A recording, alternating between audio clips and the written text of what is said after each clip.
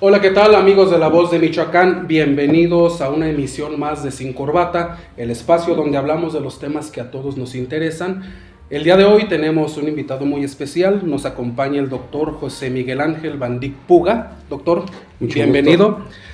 El doctor José Miguel Ángel es delegado del Instituto Mexicano del Seguro Social en Michoacán, es doctor en Ciencias de la Salud, especialista en Medicina del Trabajo.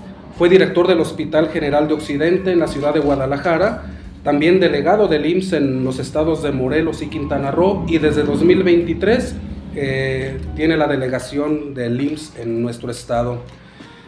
Doctor, bueno, hay varios temitas que quiero preguntarle, que usted nos cuente. Empezamos, por ejemplo, con el tema de obras y acciones del Seguro Social en Michoacán. Creo que, bueno, la percepción es que esta simetría que ha habido, gobierno federal, gobierno del estado, ha beneficiado al instituto para la generación de infraestructura. ¿Qué avances ha habido en este rubro? Primero que nada, me da mucho gusto que iniciemos con esta perspectiva, porque el tema de la salud es un tema político, de política social. Y versaba un gran experto en salud que debemos de hacer política porque el tema de la vida y de la salud es crucial en cualquier país, en cualquier desarrollo. Y tenemos un gobernador muy político que se mete de lleno en el tema de salud, tanto en la Secretaría de Salud, en el ISSSTE, como con el Instituto Mexicano del Seguro Social. Y ha sido el gobernador un detonante importante para la generación de obra nueva, como para la mayor inversión de obra en conservación en la historia de Michoacán. Inicio con Uruapan. El gobernador tiene perfectamente identificado que uno de los activos más importantes del estado es la agroindustria, y especialmente el aguacate, el llamado oro verde. De los aguacateros, pues resulta que los jornaleros no están inscritos, sobre todo los cortadores, que están expuestos a diferentes riesgos de trabajo, agentes altamente nocivos para la salud, agentes físicos, agentes químicos, etcétera, etcétera, biológicos, etcétera. Y el gobernador se metió de lleno y se comprometió para que aumentaran la inscripción al Seguro Social, la construcción de un nuevo hospital. Donó un terreno al instituto en el municipio de Uruapan, lo escrituramos muy rápido, fue muy rápido, y muy rápido por la presión del gobernador se consiguió el presupuesto con apoyo del presidente en ese entonces y del director general Zoé Robledo, y en 4 meses y medio se construyó un hospital de 90 camas sensables y 60 no sensables, y las no sensables son más caras porque son las de terapia, las de urgencias, las de terapia infantil, etcétera, medicina crítica, todas esas. Y es un hospital de alta tecnología que tiene una plantilla de más de 1,000 trabajadores y que además tuvo un costo de 1,150 millones de pesos. Pues en la misma ciudad ya tenemos 2 hospitales porque también logramos un gran presupuesto. Hemos invertido más de 100 millones de pesos en el Hospital General de Zona número 8, el conocido como La Charanda. Lo estamos rehabilitando, prácticamente tenemos 2 hospitales nuevos. Pero luego se viene, hemos reinvertido en todo el estado, todos los hospitales se remodelaron los quirófanos, excepto uno, la 83 de Camelinas. ¿Por qué no? Porque ese hospital estaba destinado a ser demolido, porque ya se había autorizado el de 260 camas en Villas de Pedregal, donde también tuvo mucho que ver el gobernador Ramírez Bedoya y también el presidente municipal. En un trabajo político conjunto los dos logran la donación de ese terreno, ya se escrituró y al rato pasó ese, pero el del 83 estaba destinado a ser destruido.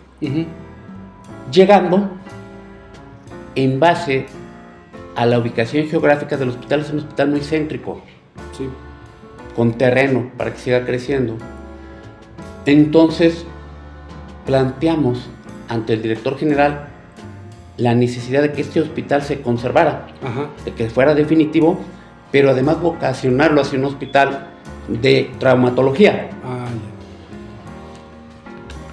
Traumatología lleva neurocirugía, traumatología, medicina crítica, tanto para adultos como para niños, pero también trae una unidad de quemados que no hay en todo el estado. Uh-huh. Y por la ubicación que tiene, sí, podemos recibir pacientes de todo el estado. Uh-huh. Y aclaro, sean asegurados o no, porque hoy la ley así lo permite. Sí. Y el director se comprometió ante el gobernador de que así se hará. Pues hoy ese hospital ya es definitivo, ya tiene presupuesto propio y lo estamos remodelando. Uh-huh. Y luego paso al ya autorizado. Ya está autorizado, está en cartera de Hacienda, pero el camino es lento y a veces tortuoso. Y otra vez la política. Uh-huh. El gobernador es muy bueno para hacer política y tiene la alianza con la presidenta de la República y obviamente el director general. Uh-huh. Y estuvimos hace poco donde el gobernador entregó las firmas, que me pareció una muy buena estrategia política. De hecho. Muy buena. Y el director se comprometió, pues seguramente este tema lo platicaron con la presidenta. Uh-huh. Y se está esperando la asignación ya del presupuesto, porque en septiembre viene la asignación del presupuesto de la Federación del 2025. Uh-huh. Y allí esperamos que ya venga aprobado el presupuesto. Entonces, en 2025 ya podemos empezar a ver trabajos de construcción. Yo creo que sí, porque de hecho ya estamos trabajando, porque antes ahorita ya lo enmayamos el terreno, sí, ya está circulando. Y viene una serie de permisos que estamos trabajando en conjunto con el gobierno del estado y con el municipio. O sea, esto es un trabajo conjunto de donación del gobierno y del municipio. Uh-huh. Y obviamente hay una gran comunicación con los dos niveles de gobierno. Sí. Entonces ese va en camino. Y bueno, ahorita acabamos de venir, porque el gobernador se metió de lleno y acaba de inaugurar un búnker con un acelerador lineal de última generación y un PET scan. Uh-huh. Con el simulador, toda la inversión. Mis respetos. Y de hecho nos le vamos a pegar ahí porque no tenemos ahorita. Pero ya está autorizado. Uh-huh. En Charo viene una inversión de 360 millones con un búnker igual de última tecnología, su PET, su simulador. Estas instalaciones son para pacientes oncológicos. Pacientes oncológicos.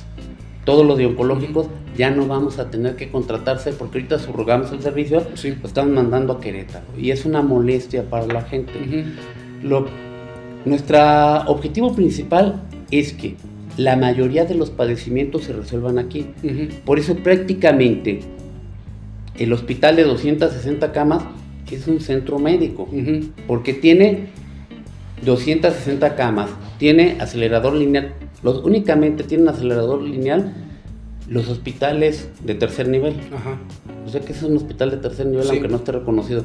Y además va a tener unidad de hemodinamia. Con eso vamos a tener búnker en Charo, unidad de hemodinamia que ya la tenemos, búnker en Villa del Pedregal y unidad de hemodinamia en Villa del Pedregal. Uh-huh. Va a quedar cubierto totalmente, sí. Michoacán. Sobre este tema del hospital de Villas del Pedregal, su servidor, vivo allá en la zona poniente de la ciudad y entre vecinos, la pregunta que luego se hacen en las pláticas es, bueno, lo que le preguntaba ahorita de cuándo va a empezar los trabajos, pero también qué especialidades nuevas va a haber. Por ejemplo, se me ocurre endocrinología pediátrica, sí, que los pacientes tienen que trasladarse a Guadalajara, por ejemplo. Sí la va a haber. Hay un tema que hay que comentar. O sea, tiene 50 especialidades. Uh-huh. Prácticamente abarca la gran mayoría. Abarca los mismos que tiene las UMAES, las unidades médicas de alta especialidad, uh-huh. De Guadalajara, que es a nosotros referimos al tercer nivel. Uh-huh. Y ahorita en Charo estamos poniendo marcapasos y estamos haciendo el cateterismo. Antes, los temas de cateterismo y la colocación de marcapasos los teníamos que mandar a Guadalajara. Hoy aquí lo estamos haciendo, pues todo eso lo vamos a hacer uh-huh. allá. Todos los tratamientos complicados también de los niños aquí los vamos a poder hacer la gran mayoría. Uh-huh. La gran mayoría. Sí. Pero hay un tema también. Por una planeación inadecuada y un erróneo ahorro, la población derechohabiente y la población nacional fue creciendo. Uh-huh. Pero la formación de especialistas no creció a la par que la población. Ajá. Era muy difícil, o sea, prácticamente los muchachos, y yo lo venía padeciendo, era un milagro que pasaran el examen nacional. Era muy difícil. Esto generó un fenómeno de mercado, que hay pocos especialistas y tenemos una alta demanda. Sí. Entonces, esto nos genera que no podamos cubrir las plazas y que además los muchachos que nos costó tanto trabajo capacitar y especializar, pues llegaran y les iba mejor en la priva. Sí. Porque la gran carencia de especialistas que hay. A partir del sexenio pasado se han duplicado el número de especialistas.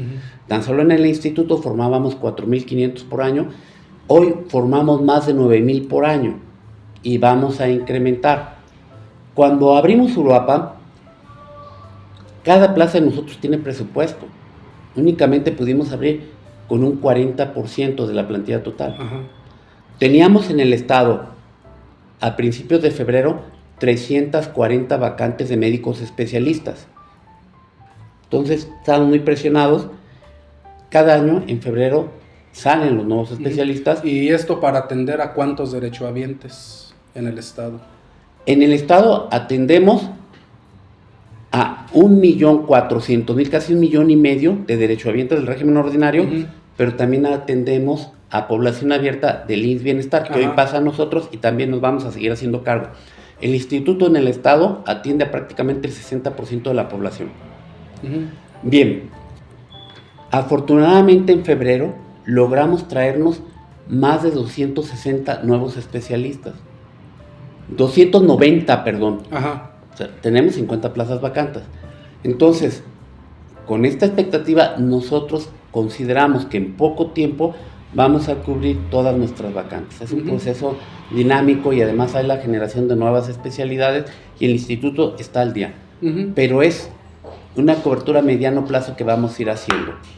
Eso en cuanto a cobertura. Además nos estamos expandiendo. Hay un modelo que inició aquí la maestra Rodea, creo que fue la primera, ya había habido mujeres delegadas aquí, pero fue la primera que llegó en esta nueva forma de seleccionar delegados, porque hoy los delegados no son por dedazo ni por recomendación de algún político. Venimos de la base trabajadora y es con exámenes muy rigurosos y toda una trayectoria de carrera. E inició un proyecto que le llamó mucho la atención al director porque subrogábamos la hemodiálisis. Entonces generaron una unidad muy interesante de hemodiálisis en el 83 que está bajo nuestra supervisión. Tenemos mejores resultados, tienen mejor pronóstico los pacientes. Y este modelo se desarrolló y ya lo estamos implantando prácticamente en todo el estado.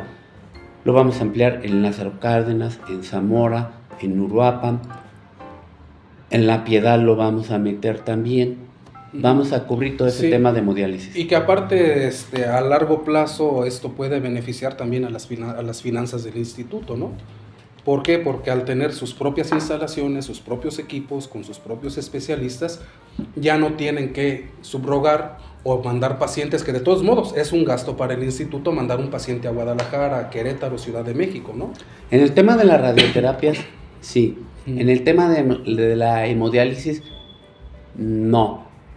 Porque al otorgar nosotros el servicio de hemodiálisis, lo que estamos a lo que estamos apostando es a la seguridad y la calidad del paciente.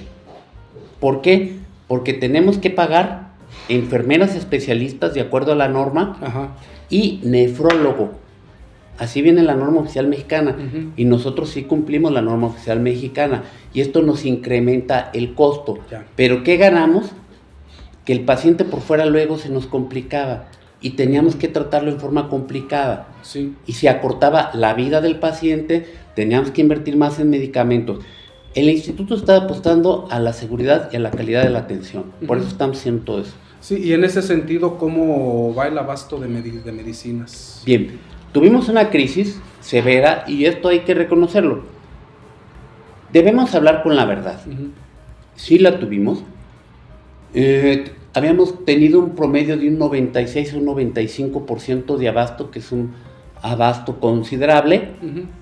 El resto, pues hay escasez a nivel mundial.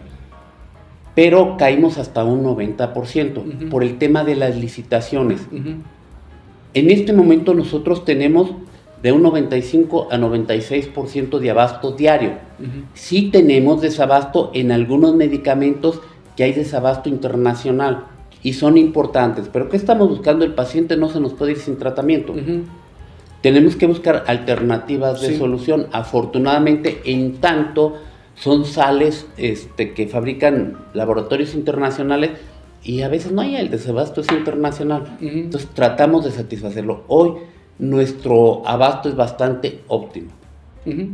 Retomando el tema de la formalización laboral, bueno, ha habido avances ya con el sector aguacatero. Recientemente se determinó que los operadores de plataformas digitales, Uber, Didi, todas estas, también pudieran acceder a seguridad social. Voy a iniciar con algunas de las cifras. Mira, en Michoacán pagamos entre pensiones, incapacidades y otras serie de menesteres más de 12,000 millones de pesos en incapacidades. Nosotros recaudamos más de 20,000 millones, pero gastamos mucho más en atención médica. Por eso te hablaba de que uno de los pilares básicos del instituto es la subsidiariedad. El instituto invierte más en Michoacán de lo que recibe de Michoacán. Por eso es muy importante que estén protegidos. ¿Qué pasa con los trabajadores de las plataformas? Tienen un alto riesgo de accidentes, las motocicletas. Nosotros los vemos, incluso con los que sí tienen registro, con los que están dentro de la seguridad social, empieza esta temporada de lluvias y se incrementan los accidentes. Sí, aumentan. Y algunos son mortales y otros son de incapacidad permanente. Quedan inválidos de por vida, ya no van a poder trabajar. Sí, van y a la Secretaría de Salud les da la atención limitada, pero ya no van a recibir un ingreso económico. Entonces, en estos casos, en caso de que sufrieran algún riesgo que ya no les permite incorporarse a la vida laboral, estos trabajadores en el instituto tienen derecho a su tratamiento médico, a la rehabilitación. Si hay una pérdida de un miembro, se las vamos a reponer. Está autorizada la prótesis, la rehabilitación y sobre todo la rehabilitación para el trabajo. Vuelven a incorporarse a la vida cotidiana, pero además van a ser indemnizados de por vida. Y no solo eso, en los casos de accidentes fatales, pues también su familia. Sí. Por eso fue muy importante. Obviamente hay mucha resistencia, porque todavía en el medio ocurre que el patrón le dice, oye, pues si quieres yo mejor te doy tu lanita por fuera y no te pago el seguro. Y por la necesidad, porque el trabajador está viviendo al día, pide su necesidad de ese momento, pero no ve que va a llegar un tiempo en que ya no va a poder ganar dinero. Y llega el tiempo y pues no tiene un ingreso económico, ni prestaciones médicas. Por eso es importante visualizar hacia futuro. ¿Y no se ha buscado, por ejemplo, replicar esto con el transporte público? Microbuses, combis que pues, pagan una concesión, etcétera, o sea, están en regla en ese aspecto, pero pues también los choferes están expuestos a accidentes, asaltos, a sufrir alguna lesión. ¿No se ha buscado este acercamiento con transportistas? Eres la única gente que me ha preguntado eso. Y es un tema que yo tengo plenamente identificado. Los choferes antes de los 50 años ya tienen problemas osteomusculares, traen diabetes mellitus, traen insuficiencia renal. Lo tengo muy bien identificado. Y hay muchos estados de la República donde el transportista no está asegurado. Y ni ellos quieren ni los patrones quieren. Y luego ellos dicen, algunos son conscientes, no, pues es que les ayudamos en su medicina. Sí, pero a la hora que te desarrolla una insuficiencia renal que ya no puede trabajar, cuya sesión de hemodiálisis cuesta más de 2,000 pesos, necesita 3 a la semana, sí, necesita 12 por mes y necesita medicamentos, estás hablando de que cada trabajador tiene un costo en atención médica de más de 60,000 pesos mensuales. ¿Tú crees que pueden los transportistas? Pues no, lo dejan a la deriva. Sí. Y es un tema que se debe de legislar, pero a nivel nacional. Son pocos los estados que sí es obligatorio el seguro social para los transportistas. Muy pocos. Porque lo mismo pasa en Morelos, donde fui delegado. No es el caso de Quintana Roo. No es el caso de la Ciudad de México. Donde la presidenta absorbió. La presidenta era la jefa del gobierno, porque ahí había una gran irregularidad. Y ella lo promovió. Es un tema que ella está consciente. Nuevo León y Jalisco son de los pocos. El resto no. Y es una gran injusticia. Sí. Y otra más, los choferes y los trabajadores de los municipios. Tienes a los policías armados y expuestos a grandes riesgos y no están asegurados. Sí. Sí. Entonces, debemos de transitar hacia un país de asegurados. Te voy a dar un ejemplo. De Centroamérica, ¿cuál es el país más desarrollado y más seguro? Podría ser El Salvador. Reprobado. Te los menciono. A ver. Belice, Guatemala, Salvador, Nicaragua, Costa Rica, Panamá y el Caribe inglés, que es otro boleto. ¿De esos cuáles? Costa Rica. Costa Rica. ¿Por qué? Ellos en el 72 vinieron a México, al Centro Interamericano de Estudios de Seguridad Social. Hicieron un convenio con el gobierno federal. En aquel entonces era el auge de la seguridad social. Nos sobraba el dinero, fue la gran expansión, construcción de hospitales, donde pues ni siquiera necesitábamos tener reservas, porque la gente no se jubilaba tan pronto en ese momento. Le regalamos hasta un hospital, Hospital México, que está igualito a varios del Distrito Federal. Hoy en día, Costa Rica es el país más seguro, pero tiene seguridad social universal. ¿Por qué Canadá es un país de primer mundo y más seguro que Estados Unidos? Porque tienen seguridad social universal.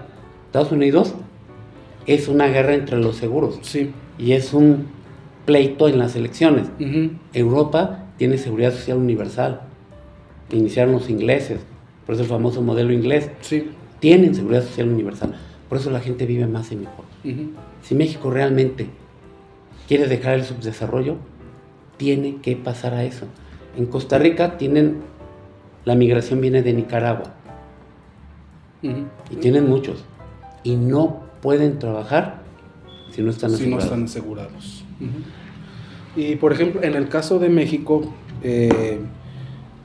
está este esquema de afiliación voluntaria. ¿Cómo funciona? Digo, para quienes nos estén viendo y que ya les dio curiosidad, ¿cómo funciona el sistema de afiliación voluntaria? Es muy sencillo. Es un seguro. Tú compras un seguro, vas pagando un seguro. La diferencia es que si tú compras un seguro de vida o un seguro de gastos mayores, que de entrada es un dineral. Y segundo, si no lo ocupaste, perdiste el dinero, no se va acumulando. En el seguro no, hay trajes a tu medida. Tú, de acuerdo a tus ingresos, es lo que pagas. Por ejemplo, yo a la señora que me hace el favor de apoyarme aquí con la limpieza de donde vivo, pago como 1,200 pesos al mes. Ella va acumulando semanas cotizadas. Está asegurada ella médicamente, sus hijos y su concubino, su pareja. El hombre, ella lo asegura. Y ella nunca va a perder lo que cotizó. Ahí se va acumulando, aunque deje de trabajar conmigo. Te la pongo más fácil. Mi mujer trabajaba, es jubilada del seguro, y yo también. Y teníamos una señora que nos ayudaba, nos ayudó durante muchos años, le estuvimos pagando seguro social. Ella migró a Estados Unidos y ella quiere recuperar su seguro social. Le investigué cómo estaba su situación, la reactivamos en el seguro durante un año, porque ella ya tenía 600 semanas cotizadas. La activamos y ella ya tiene 65 años, va a tener derecho a su jubilación. O sea, todo lo que hizo, aunque en un momento dado quedó fuera del IMSS, la reactivamos y ya va a tener derecho a su jubilación cuando ella regrese. Va a tener un ingreso económico y atención a su salud. Esa es la maravilla del Instituto Mexicano del Seguro Social. No es un gasto, es una inversión. Uh-huh. Y que eso marca la diferencia, ¿no? Porque hay patrones, me tocó ver casos hace años en otros trabajos que he tenido, en un lugar donde trabajé, de repente pues, los empleados empezaron, oye, pues asegúranos, ¿no? Danos de alta en el seguro. Y el patrón dijo, no, ¿sabes qué? Yo te voy a pagar un médico particular. ¿Qué? ¿Vas a hacer filas al seguro? Mejor te pago un médico particular, cuando necesites, tú vas con ese médico y yo te pago la medicina. Sí hubo quienes dijeron, no, pues está bien, pero sí hubo los más listos que dijeron, bueno, y con ese médico particular que estamos cotizando. Uh-huh. Esa es la diferencia. Esa, ¿no?, es la gran diferencia. Ajá. Esa es la gran diferencia. Sí. Y que lo iba a apoyar hasta determinado momento. Uh-huh. Porque ¿qué tal si es un cáncer? Sí. ¿Sí? Donde cada sesión de quimioterapia son 10,000 pesos. Uh-huh. De radioterapia. Y si es quimioterapia, tenemos medicamentos de 150, 200 mil pesos por dosis. El negocio no le iba a dar para que tanto. Se aplica cada mes. Uh-huh. ¿De dónde? Sí, no era una empresa transnacional. O sea, el seguro social no es un negocio. Cuando andaban con la estúpida amenaza de que lo iban a privatizar, ajá, ¿sabes quién quiere privatizar el seguro social? Nadie. Uh-huh. Porque el seguro no es negocio. Ajá. El seguro tiene un fin social. Exacto. Es un instrumento de justicia social. Que el mismo nombre lo dice. Claro. A final de cuentas. Ha habido, de repente se escuchan críticas entre compañeros de la prensa, sobre todo prensa opositora al actual gobierno, que critican mucho el IMSS Bienestar, que llegó a darle en la torre a lo que ya había. ¿Qué tan cierto es? ¿Qué tan falso es? ¿Qué tan benéfico ha sido el IMSS Bienestar, sobre todo en comunidades? ¿Cómo funciona? Bien, tenemos dos tipos de poblaciones. Uh-huh. La población asegurada, que está protegida por el ISFAM, que es el de las Fuerzas Armadas, por el ISSSTE, los trabajadores del Estado, y el Instituto Mexicano del Seguro Social, uh-huh, que entre los tres atendemos cerca del 70% de la población. Pero luego tenemos otra población abierta, que son los informales, los que no están, uh-huh, asegurados. ¿Qué pasaba antes? Pues acudían a los hospitales del sector salud, a los hospitales públicos. Uh-huh. En un momento inicial, a lo que más aspiraban era una receta médica y a una orden de estudio de laboratorio donde ellos tenían que pagar. Uh-huh.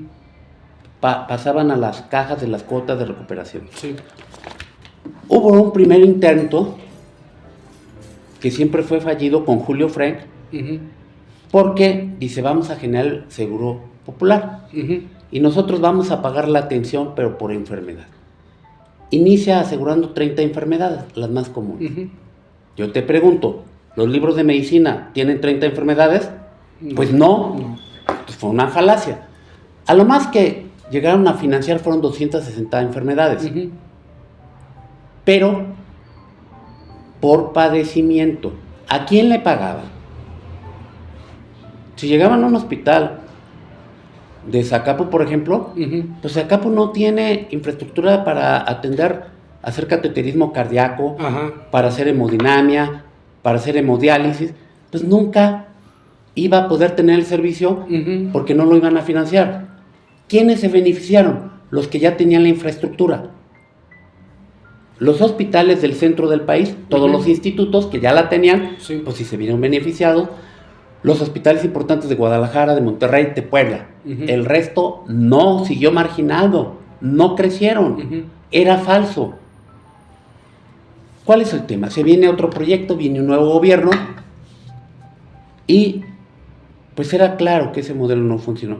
Tratan de generarlo a través del INSABI. Uh-huh. Yo voy a hablar con honestidad, fracasó el INSABI. Y en plena pandemia, a Andrés Manuel López Obrador, él sí conocía lo que era el IMSS Coplamar. Uh-huh. Porque uno de los estados donde más se invirtió, o una de las zonas en el IMSS Coplamar, son Chiapas, Tabasco y Campeche. Uh-huh. Y está demostrado financieramente, sí, y están los datos, no estoy inventando. Entonces, esos hospitales son una maravilla, que los tenemos en Michoacán. Uh-huh. Y se le ocurre visitarlos en plena crisis de la pandemia. Uh-huh. Y los tenemos aquí tenemos 7 hospitales que hoy ya van a pasar al régimen ordinario. Y tú ves hospitales cuyo presupuesto diario pendía diario, estaba inseguro, ¿sí? No tenían una seguridad, pero son médicos especialistas que tienen a población abierta, donde dan atención hasta de segundo nivel, tercer nivel nos apoyábamos con la Secretaría de Salud. Ajá. Este es el modelo, garantiza todo y sin discriminación y no hay cuotas de recuperación. Pero se incorpora al equipo gente del Instituto Mexicano del Seguro Social. Nosotros tenemos la costumbre de cobertura total, ajá, nada delimitada. Todo es todo. Sí. Entonces, es el modelo todo. Y no nomás se va a dar lo de segundo nivel, tercer nivel, pero obviamente es un proceso gradual, no se puede hacer de la noche a la mañana, ajá, ¿sí? Y se empieza a invertir pintura, rehabilitación de quirófanos, dotación. Y tenemos que meter un sistema computarizado, ya no el instituto ellos, sí, para el sistema de administración, para el sistema de farmacia, para tener un control. Había que meter orden, porque cada estado lo manejaba como quería. Yeah. Hoy no, se va a estandarizar, pero es un proceso. Es un proceso que hay que meter orden e inversión. Hoy, toda la salud, o sea, en tanto esto se organiza, Aquí Ramírez Bedoya dice, yo tengo la necesidad, ajá, yo invierto, luego se lo cobra al gobierno federal. Sí. Pero todo eso ya lo tiene que pagar el gobierno federal. Esa es la diferencia, es un camino que hay que seguir. Esto no se trata de irle a cualquier partido, de echarle porras a unos y de gustar a unos, sino que entender que México se quedó con esa deuda de asegurar a todos. Es un proceso histórico donde inicialmente con el nacimiento del Seguro Social, porque nace antes que la estructuración total de la Secretaría de Salud, íbamos a atender a todos, pero dice no, vamos haciéndolo gradual y nos estancamos en la gradualidad. Sí. En tanto otros países sí pasaron a la universalidad, como lo fue España, entró después de nosotros, Costa Rica y puedo decir muchos más. ¿Sí? Entonces, esto es un proceso gradual que va caminando. No tenemos los resultados tan rápido como quisiéramos, pero debe de llegar a eso. ¿A largo plazo? A largo plazo. ¿Qué tan largo? Yo considero que en este sexenio. Sí, bueno. Desafíos actuales del IMSS, como última reflexión. Bien. Porque digo, hay logros y se notan, son evidentes, pero tiene que haber desafíos todavía. El verdadero modelo de atención integral no es la medicina curativa, sino la prevención. Yo apostaría a que en Michoacán solamente se deben de construir 2 grandes obras y seguir invirtiendo en las que ya tenemos. 260 camas de Villa de Pedregal, que es un centro médico, y uno en la región oriente, que ahí no tenemos cobertura, que es en Zitácuaro. Ya también está aprobado. Y después, incluso los de la Secretaría de Salud, ¿hacia dónde debemos de caminar? A la prevención y a la atención en casa. Ya se inició este modelo de salud en tu casa, casa por casa de la presidenta. Sí. Yo, a la larga, viendo los modelos internacionales, por ejemplo, Francia, que son los más avanzados, ellos tienen muchas casas de día para el adulto mayor. Nosotros tenemos una en Lázaro Cárdenas. Para ellos llegan desde las 8 de la mañana, como entregar a los niños a los centros de educación, y están felices todo el día porque son personas muy productivas, están generando, se cuidan entre ellos, generan mucho amor entre ellos, mucha protección, son personas sanas y felices. Y luego otra, los médicos y las enfermeras especialistas debemos ir a la casa de ellos y ahí estarlo revisando, checando. Pues ya todo lo traemos digitalmente, todo su expediente, y darle su receta, y si es necesario pues va a ser lo mismo. Vamos a ver diabéticos, hipertensos, con nefropatía, ahí mismo llevarnos nuestro stock. Y recibirlos en los hospitales únicamente cuando se compliquen. Y no tenerlos en los hospitales. No estoy inventando nada. Esto ya se está sucediendo en Francia, en Inglaterra, en Canadá. Sí, es el futuro de la atención médica. No es una ocurrencia, vaya. No es algo que ya está sucediendo. Muy bien, doctor, muchísimas gracias. Un placer. Un gusto. Amigos de La Voz de Michoacán, nos vemos en otra emisión. Por favor, sean felices. Gracias.